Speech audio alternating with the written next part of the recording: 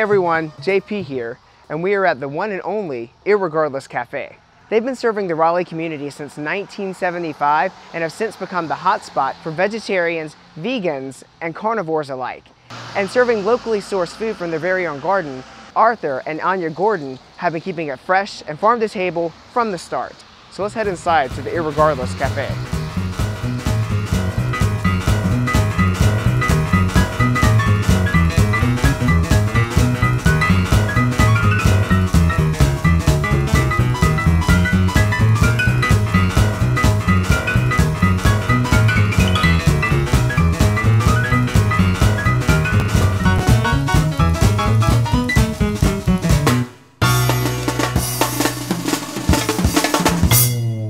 Welcome to Irregardless Cafe. I'm JP and I'm here today with the owners Arthur and Anya, and we're here to discuss some questions about this amazing establishment in Raleigh, North Carolina. So what got you started in this business? Well, 40 years ago I graduated from college with a background in chemistry and philosophy and wanted to go to the Culinary Institute of America and get trained as a chef. And they wrote back and they said, we'd love to have you, but we'd like for you to have 1 year cooking experience before you come. So I thought, well, great, I'll just open a restaurant for a year or two, and then I'll go get trained as a chef and open a real restaurant. So here it is 40 years later. I haven't made it to the culinary yet, but I've got my experience in. Wow, that's a great start. And then here you are 40 years later. 40 years later, still getting experience. And you were sort of the pioneer for being a vegetarian restaurant in this area. Right. It was, there was one in Durham, there was one in Chapel Hill, but there wasn't one in Raleigh. And being from this area, you could almost sense what wasn't there and feel like you're fulfilling a need.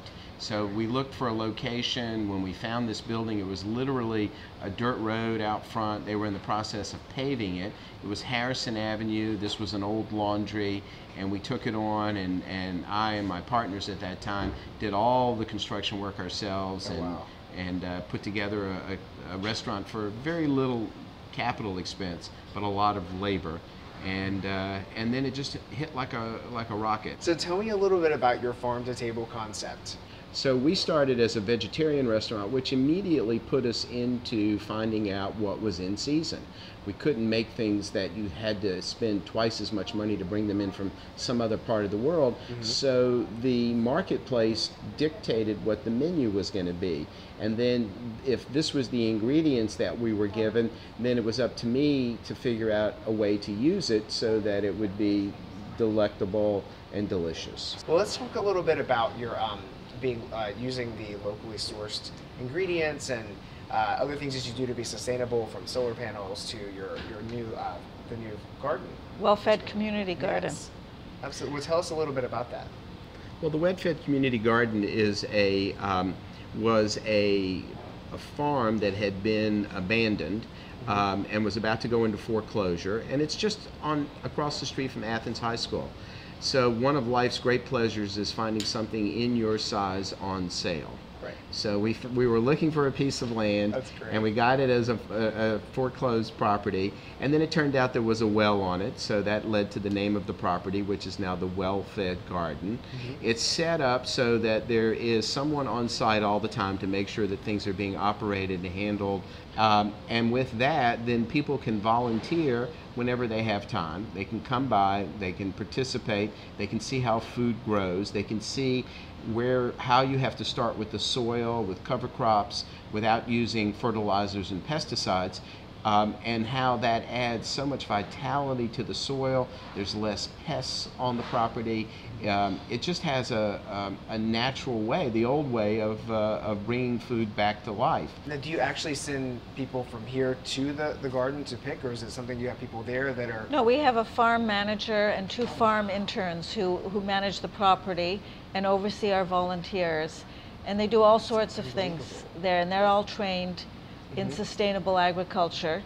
And to talk about the soil, as Arthur is speaking, you know, life is a cycle, everything's interdependent. So all the cuttings in the kitchen, like the ends of the broccoli, the peels of the cantaloupes, they're all recycled, brought to the garden, put on the compost, after several months of turning it on the compost, it becomes rich soil that now fertilizes the soil. So it reduces our waste here, and it's also, we're not throwing away nutritious future soil. Right. That's right. Fantastic. So we're valuing every step of the cycle. Well, but over the years, though, you've added seafood.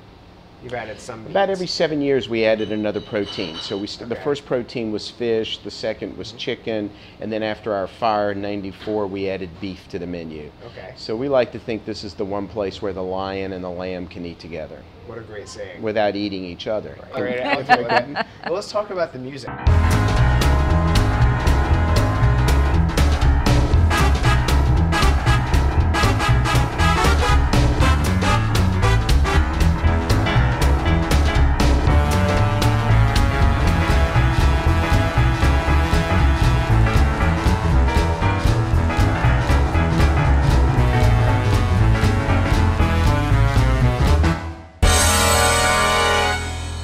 So, I mean, you're known for having music here. Is it every night? Every night of the week for the last 39 years. We started out with passing the hat, and then we slowly started paying the musicians. Right. Then we added a meal in for the musicians, and now on Saturday nights we have 4 or 5 piece bands where they're making a legitimate amount of money, and then we have. It's almost like a Broadway show in that at certain times around 9 o'clock, the staff will literally pick up the table that we're sitting at right now, move it into the kitchen, and the floor we're sitting on becomes a dance floor. So we can have 20 to 30 couples up here dancing to a band, and on paper it doesn't work. But you know, if you let the music move you, right. It's a great opportunity to have a great time at the Irregardless. So at 9 o'clock, the Irregardless starts in the Copacabana. That's right. That's right. great. Like cucaracha. Yeah. That's fantastic. Right. What a great theme. So tell me a little bit about your ultimate food addiction that you have. If you saw it on your plate in front of you, you can't say no. Well, it's real simple for us. It's lemon tahini. So this is a salad dressing that is made out of pureed celery, peppers, onions, tahini, soy sauce, and lemon juice.